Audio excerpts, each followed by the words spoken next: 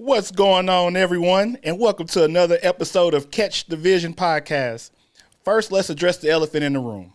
When did Kevin get locks, a beard? Let me go ahead and clear it up for you now.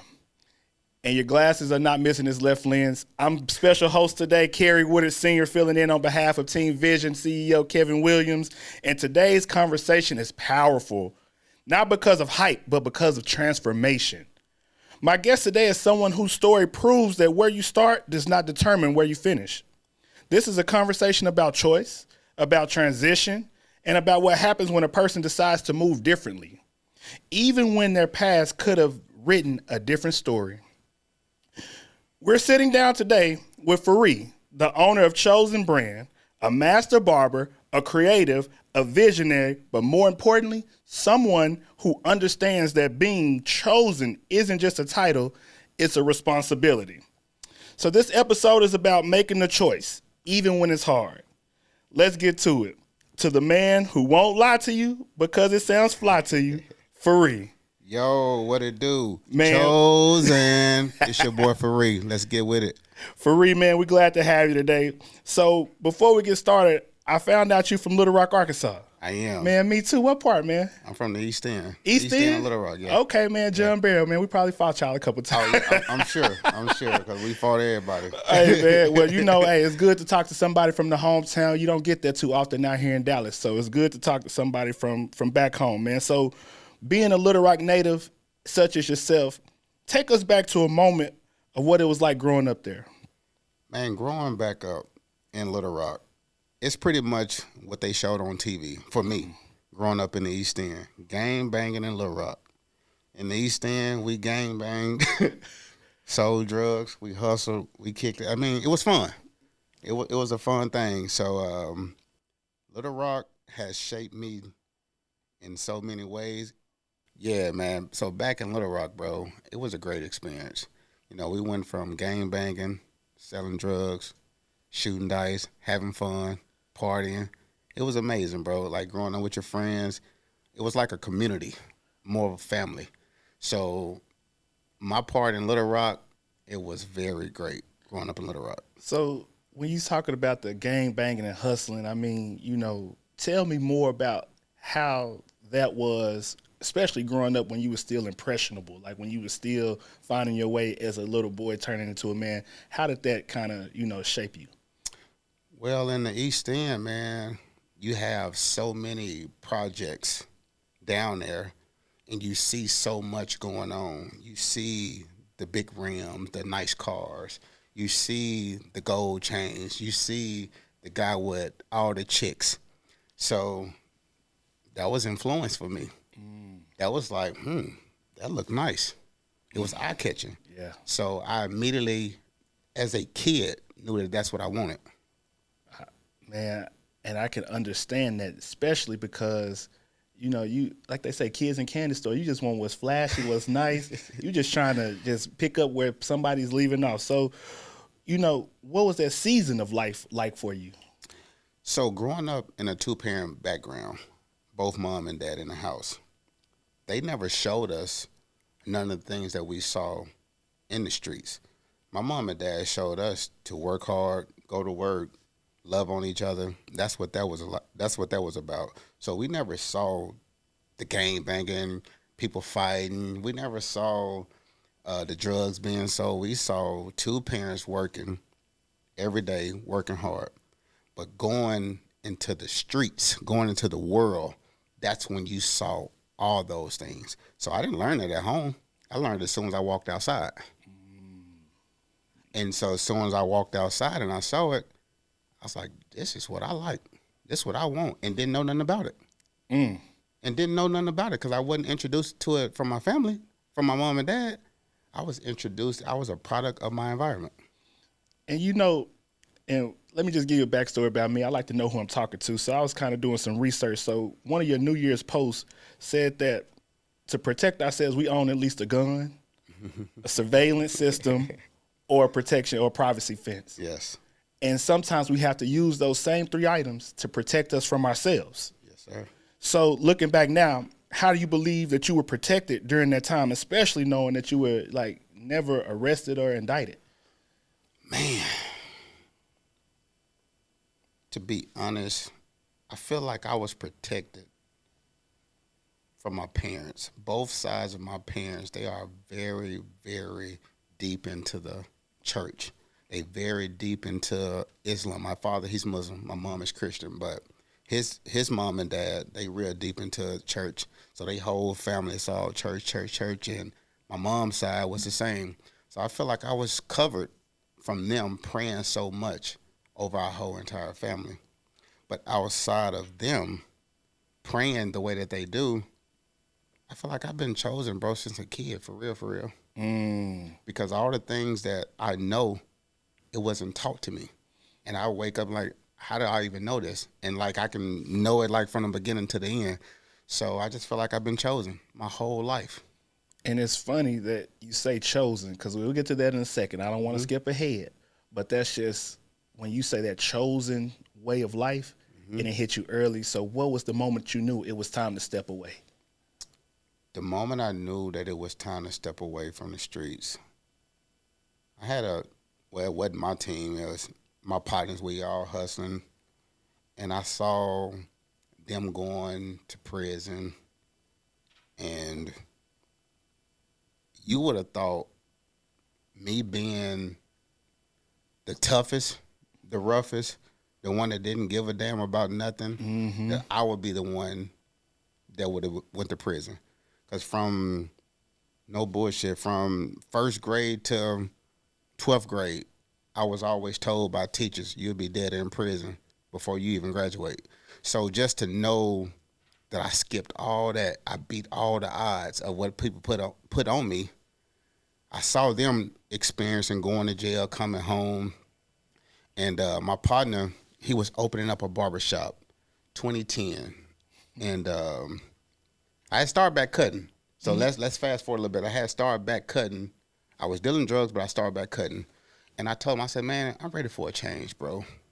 And I know you're opening up this barbershop. Do you have a chair for me? And he said to me, he said, I do have a chair for you. He said, but I got one thing for you. I don't want no drugs sold in my place. And when he said that, I respect him because he was my barber. He had been my barber, and he had always been a stand-up man.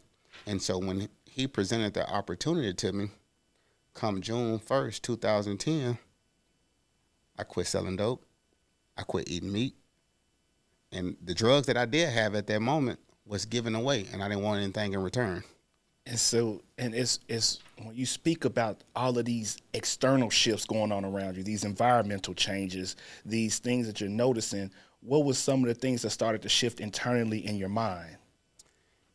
Well, what shifted in my mind when I gave up the meat and gave up dealing drugs, I realized everything was mind over matter. Dope couldn't get sold if I don't sell it. Meat can't get ate if I don't eat it. That part. And so once I realized that I was in control of me, that's when I knew that I was dangerous. Because I cut out meat. I grew up not eating nothing but beef. And so I'm meat all the time. So when I knew that I could take that away at the drop of a dime, I knew I was dangerous. And that takes a lot of discipline. You spoke already on your faith. So what does that faith, discipline, and self-awareness play during this transition?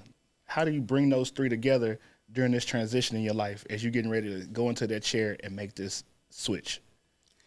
So it's the first time I'm sharing this, for real. Like, I had to get out of my own way. I literally had to get out of my own way. Again, I'm doing everything you can think up under the sun. Everything you can think of that's bad, I'm doing it. And my mom and dad, they lost two of my siblings. My 11th grade year, they got killed, my two brothers. And as I was looking back, knowing the things that I was doing and how my role was projected from my actions of what I was doing, I looked back and I was just like, man, I can't take my parents through another death of a son. So if I don't change right now, they're going to be bearing another son. But I saw the pain that my mom and dad endured doing losing their kid. And so that's what really had a big impact on my life. And that's when I started to really change. And here I am now. That's what really changed it. Just losing my siblings and watching my mom and dad go through that, it hurt them to the core. And I know with who I am and what I was doing, I could be next if I don't get myself together. And are you a parent now? Yes. And so you could just imagine and empathize what they would feel like losing one of your children. Yes. And it sounds like you had to make that internal choice so they wouldn't go through that to bury another child. And the fact that you internalize it to make that shift, man, Farie, that's powerful. So now that you're into barbering, you got a chair at 2010. Shout out to 2010. Okay. Oh, yeah. I remember when they started popping up all over the place at one point. What skill sets did barbering teach you to start shifting this new thought process of your life? Okay, so like, man, my life is a movie, for real, for real. And the reason I say it was a movie, I went to barber school 2 weeks after I graduated, so in 2004. So I've been a barber, licensed barber since 2005. So I was cutting hair and in the streets. I just let the streets go and got strictly into barbering 2010. So barbering has always been a part of my life because, again, it goes back to the shiny things. I saw the barbers. They stayed clean. Mm-hmm. They kept a fresh cut. Fresh and pair most of all, J's. they kept a bankroll. So the selling drugs and the barbering went hand in hand. It went hand in hand. I'm going to stay clean. I'm going to keep a haircut, and I'm going to keep a bankroll. And so when I got into the barbering, to put somebody in my chair and watch their expression when I'm done with them told me a lot about who I am and what I give to the world. Like, I make you feel good. I make you feel good to go get a job. I make you feel good to go mack a chick. Mm-hmm. I make you have confidence. I do all that. And I realized that early in the game of cutting hair. And it just seems like you took their reflection, because I think you have to start with the man in the mirror, with the person in the mirror. But you took their reflection and you were able to internalize their gratification to know that you were making a difference. Yes. And when you talk about being a master barber, walk me through how that taught you how to be more consistent, more confident, and just, serving people. For real, this is, I'm going to give you the sauce for me. Mm-hmm. I see, when I'm cutting my clients, I don't see them until the end of the cut. I see myself. If I wouldn't wear that, I'm not going to let you wear it. So I'm not going to let nobody out of my chair until it's something that I know I will wear on myself. And so once I know that I got the haircut exactly how I want it, they're going to be my advertisement. They're going to be my marketing. They're going to bring more people in. They're going to have confidence. And so that part helped me because every time I get a client, I want that same feeling. I'm a feeling kind of person. Mm-hmm. I want to feel a great feeling every time. And so the only way I can feel that feeling every time, I have to see myself in them while they sitting down getting a haircut. Because if I won't do it to myself, I ain't going to do it to you. Man, that's powerful. Just that self-reflection in someone else's self. Yeah. Man, Farie, like I said, that's amazing. Now, during all of this time we're in Little Rock, Arkansas, you had 2010 studios in the city. Talk to me about the transition to Dallas. How did we make the choice to relocate? I came down to Dallas Memorial Day weekend 2015 to come visit my brother. My brother was living here, my oldest brother. He was living here. And he just showed me a time. And I went back after kicking it that whole weekend. I went back to to Little Rock, and I just kept saying, man, I'm finna move to Dallas. And everybody like, boy, your ass ain't going nowhere. I'm like, nah, I'm about to move to Dallas, bro.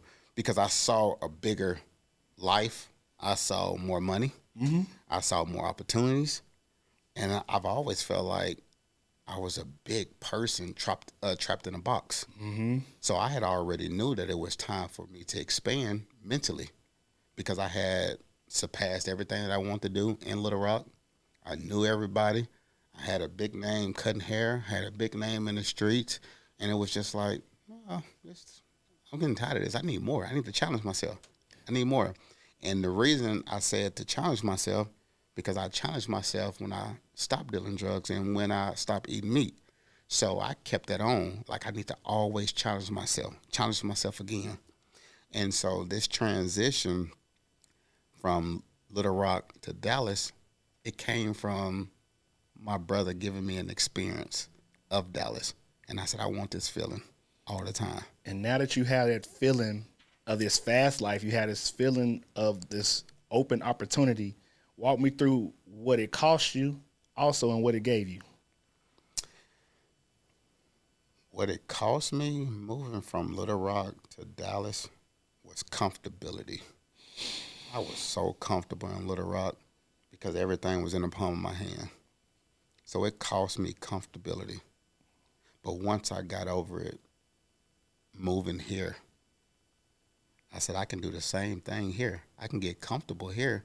But then after I realized getting comfortable kept me at a plateau. Getting comfortable had me floating. We're supposed to flow, not float. Say that one more time. We're supposed to flow, not float. So moving here to Dallas, I was giving up comfortability.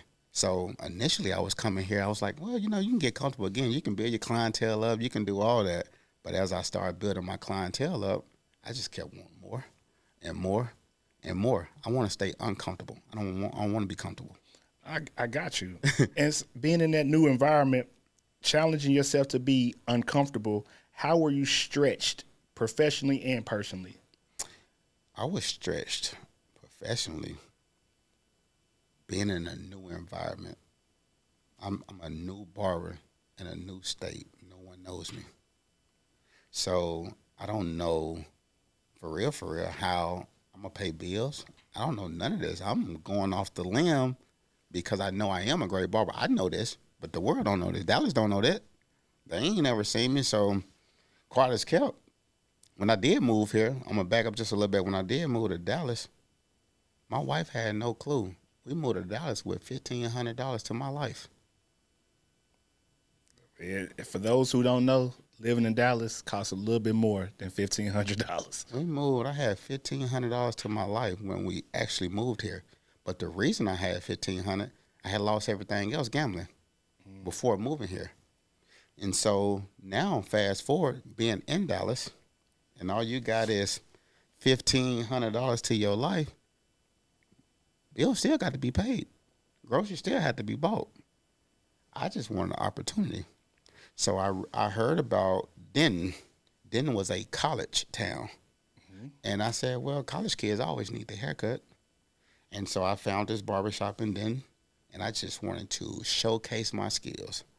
Once I was able to showcase my skills and get these clients, I said, okay, now people know who I am. So I did that for about 9 months to a year, and I shifted and left Denton. I said, okay, now that people know that I can cut, I can go anywhere in Dallas because now I can show my work in Dallas. So I moved to Carrollton, and the rest is history. So now you're cutting in Carrollton. Carrollton, yeah. And how long have you been there? I've been in Carrollton 9 years. 9 years. Yeah. And how has your clientele been building since that transition? My clientele, I tell you what, if you don't book when you get out the chair, you're going to miss a lot of appointments. You're going to miss a lot of time. So that's what I tell you. If you don't book after you finish getting your haircut, it's going to be hard for you to get back in the chair. Man, Well, listen, as someone who is hard to get on somebody's books, because all the barbers I go to are professionally, and they do a good product, so I understand that aspect. I may have to get on your books, man. See if I got to book it before I leave today. Hey, so definitely if you want to be chosen. yeah, see now. Because, see, I do want to be chosen. I do want to be chosen. As we talk about chosen and transition, chosen is a brand, and it's a way of life. So let's talk about the chosen brand for a second. How did that idea first come to you? The idea first came to me. It's four of us. Me, my partner, Kevin, Andrew, Chris, and myself. We... three of us, Kevin and Andrew, we from Arkansas. We met in barber school. And we met Chris when we moved here and started cutting. And we all just stayed real tight. And one day I was telling them, before I had even had the vision, I was like, man, it's not a coincidence that none of us knew that we were moving to Dallas. I didn't know that they were moving to Dallas. They didn't know that I was moving to Dallas. And here we are in a whole nother state. After meeting in 2024, I said, man, God is not keeping us together for no reason. We need to do something together. We need to do something together. So I'm big on praying. And so I just have been praying about it, like, God, let me know what it is, because I know you don't have these people in my life for no reason. And one day I was woken up at 1:35 a.m., and God gave me a whole vision of what it was supposed to look like. And we went back and forth on this brand of working with them together, my business partners.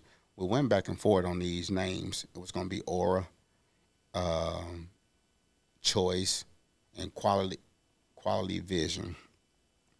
And Choice just spoke out, just kept speaking out. Aura did too, because I just felt like all four of us, we have a great aura about ourselves, and people will want to do it. But that choice, it just stuck out. And so I just kept praying. I'm a huge runner. And so I get clarity when I run, and I just pray and I ask God for clarity to talk to me. And as I continue to run, kept talking about exactly what it's supposed to look like, who's supposed to do what. They kept coming up in my voice. I mean, I kept hearing their voice. They name in the voice of what's supposed to be. And so that's how we came up with the hat brand. So we were all over the place. Are we going to do this and we going to do that? I said, no.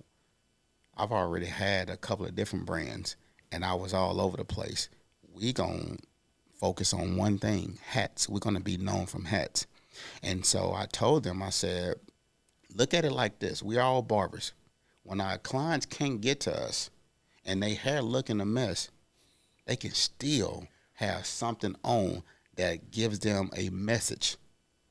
And so chosen, we all been chosen by God. Yeah. Anybody that's on this earth been chosen by God. And so I said, bro, we're gonna create some hats. We're gonna be a hat brand. We're gonna be a hat brand. And I went out of town to Arizona, because again, we had all these different names, and they said, bro, I need you to put a stamp on what our brand is gonna be called. So I went to Arizona, went to this little hat store. They let you build a hat how you want it. And so I built the hat, and I put it in our group message. I said, bro, here it is. This is what it is. And it was choice. So the brand is called Choice. Choosing his own identity create excellence. Choosing his own identity creates excellence. Chosen is we all have been chosen by God. But the brand is called Choice. Choosing his own identity creates excellence. So when I sent the hat to him, it was like, bro, I like it.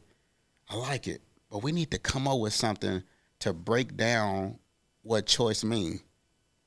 Within 15, 20 minutes, I'm brainstorming, and I'm sharing it. I'm sharing my thoughts. And I said, I need to come up with something. I just kept saying different things. C mean this. H mean this. O mean this, I mean this, C mean this. And some of it was kind of coming together. And then some just didn't really mean nothing. But within 15 minutes, I had what choice mean. And they hit back and was like, bro, how you come up with that so fast? I said, all I can say is I'm in line. I'm in line with God. I told him what I was doing, what I had going on, and this is what we come up with.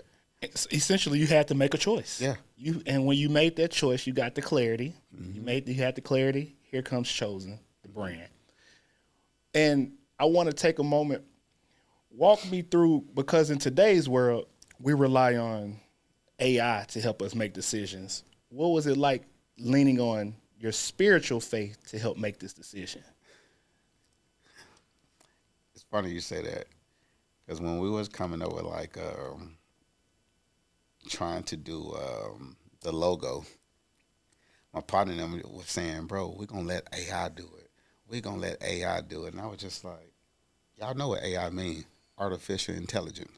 I said, why let AI do it when we're connected to a higher power? That's our intelligence. We don't need no artificial. Go to the source himself. And so I just kept praying on it. We kept playing with it. And that's how we came up with the logo. But I don't really care for AI like that, not with this brand right here, because again, this brand was gifted to me by God. I had a brand called Boss Beards, and that was something that I wanted to do because I, again, was transitioning from the streets, so I wanted to keep money going. But this brand was gifted to me by God, so I really just do everything through God himself. I just listen, and I get the clarity from my runs. Every day I run, I pray, and I allow God to just talk back to me. And Farie, I just love that the intelligence can come from our connection with him. How does this Chosen brand connect directly to your life story and your humble beginnings? This brand connects back to my story because I had to make a choice. I had to make a choice to change. I had to make a choice. And how it reflects back to didn't nobody have to put no gun to my head. I didn't get robbed.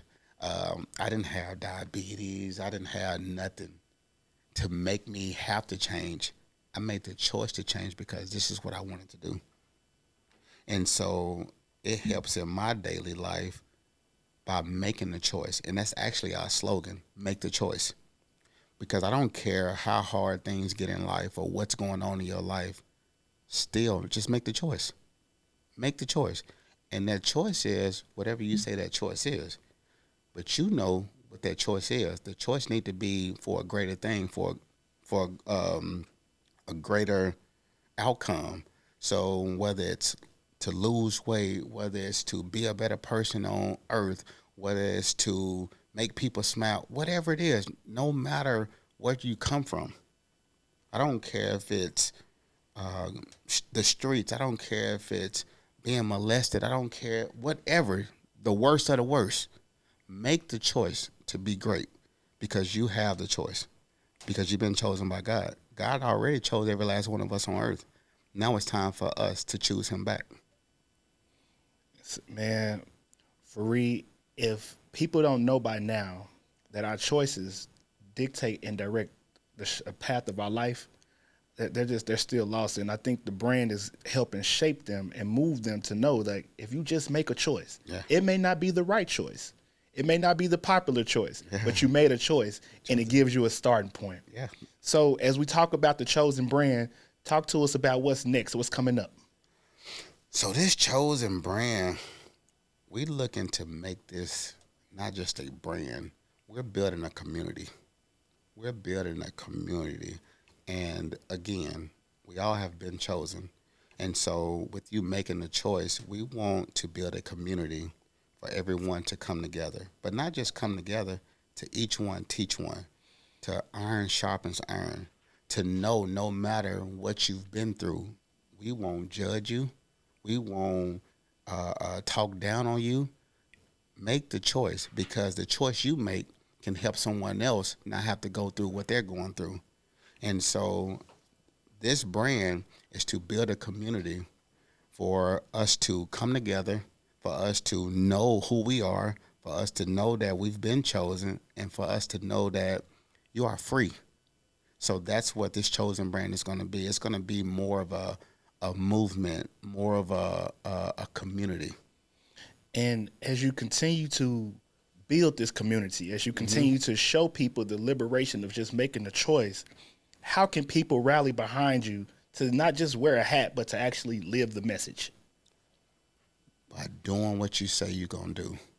Whatever you say you're going to do, no matter how hard it is, make the choice to do what you say you're going to do. That's how you can help rally with me, rally behind this brand by making the choice to do what you say you're going to do. Just do what you say you're going to do. No matter how hard it is, no matter what's in front of you, no matter who's doing what, make the choice to stand on who you are and what you say you're going to do. And that's what's going to help this brand to continue to let the world see it, let the world be a part of it, because now people will start to say, man, yeah, I've been through this. Yeah, I've been through that. Yeah, I got this going on. But I'm going to make the choice today to be great. I'm going to make the choice to be a better version of myself today than I were yesterday. I'm going to make the choice to do what I said I'm going to do. And so that's how people can rally behind us in this brand, by doing what you say you're going to do. Man, doing what you say you're going to do. And you can't say that too many times, because we don't have much money in this world, but we always have our word. Yes. And if we don't keep our word by doing what we say we're going to do, we've already failed. Yeah, no doubt. But to add to what you said about we don't have a lot of money, we don't have a lot of money because we get sidetracked. We get sidetracked and start worrying about what others are doing versus worrying about ourselves, because God has placed us with an abundance of money. It's so much money in the world. It's unlimited money. You can go get much money as you want, but you're going to have to make the choice to do what you say you're going to do. You're going to have to stay focused. So that's why I said choosing his own identity creates excellence. Once you make the choice to choose God, God gives you your gift. We're not going to be perfect, but we can be excellent. So once you choose him back, that's when he gives you a gift. Choosing his own identity creates excellence. That's when you'll be able to create your excellence, because that's your gift. Choose him back. Make the choice to choose him back. Farie, your life has been a culmination and a series of choices, whether they were good choices, bad choices, whether they led to defeat, heartache, headache, pain, but you still made a choice. And you now have this choice-driven brand and chosen. What would you say to someone coming up, maybe a YN, maybe, someone with your age when you first stepped out into the street? What advice would you give them today to help shape their tomorrow? What advice would I give them? I would first off by asking the question, who are you? I ask that question over again. Who are you? Because the first thing they're going to tell me is their name.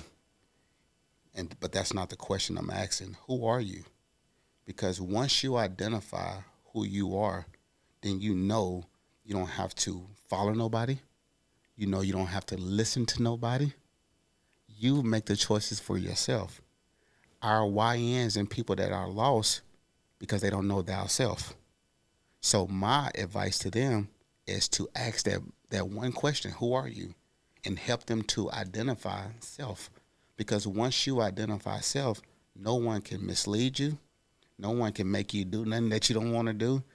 We only doing things that we don't want to do because you don't know thyself. So you're trying to follow someone else. But once you know who you are, you're going to only do what you say you're going to do.